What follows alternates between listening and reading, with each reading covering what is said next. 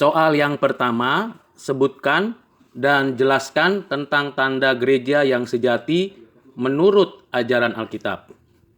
Jawabannya ialah pengajaran, sakramen, dan disiplin.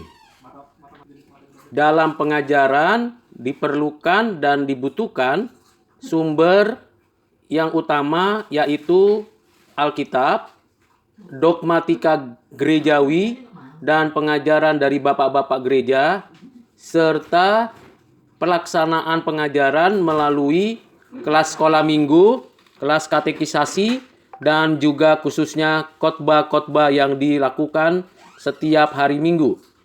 Sedangkan sakramen yang dilaksanakan gereja yaitu baptisan kudus dan perjamuan kudus, di mana baptisan kudus untuk memberikan penyataan iman bahwa seseorang yang dibaptis terhisap dalam gereja lokal yang menjadi bagian dari gereja secara universal yang am dan Katolik. Dan kemudian perjamuan kudus dilaksanakan untuk mengingat seluruh karya penebusan Kristus yang sudah mati menebus dosa manusia, khususnya umat Tuhan di atas kayu salib di Bukit Golgota. Bagian ketiga ialah pelaksanaan disiplin gereja berdasarkan pada ajaran Alkitab, pengakuan iman, tradisi gereja yang benar untuk melakukan suatu pendisiplinan kepada setiap anggota jemaat atau para pejabat agar terjaga kemurnian pengajaran dan kesucian dari sakramen.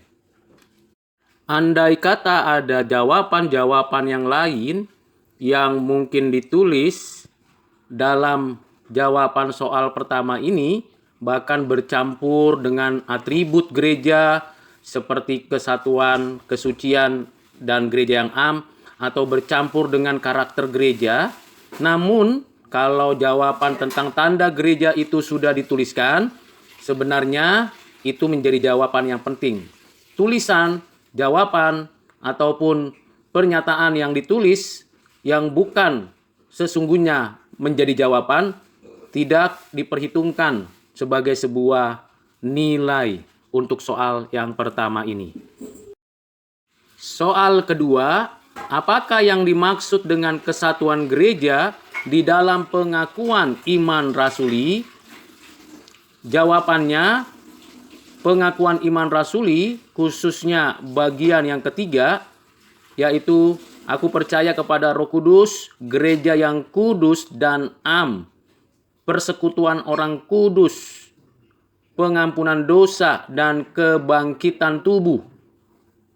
Dari pengakuan tentang kesatuan gereja, di sana untuk memberikan penekanan pada am, artinya yang utuh, yang universal, yang melintasi waktu dan ruang. Gereja yang visible, yang kelihatan, dan gereja yang invisible, yang tidak kelihatan.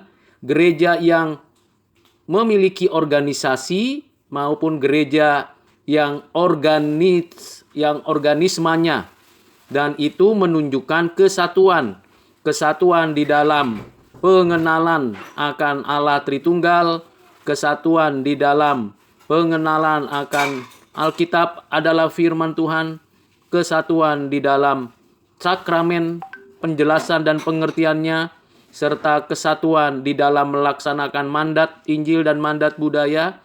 Terlebih khusus, kesatuan sebagai kesatuan mistis dengan tubuh Kristus di dalam pemberitaan firman dan sakramen, di mana setiap gereja yang berbeda denominasinya, yang berbeda bahasanya, yang berbeda tempat lokasinya, disatukan di dalam Kristus sebagai tubuh Kristus. Itulah makna kesatuan yang ada dalam pengakuan iman yang am dan yang kudus.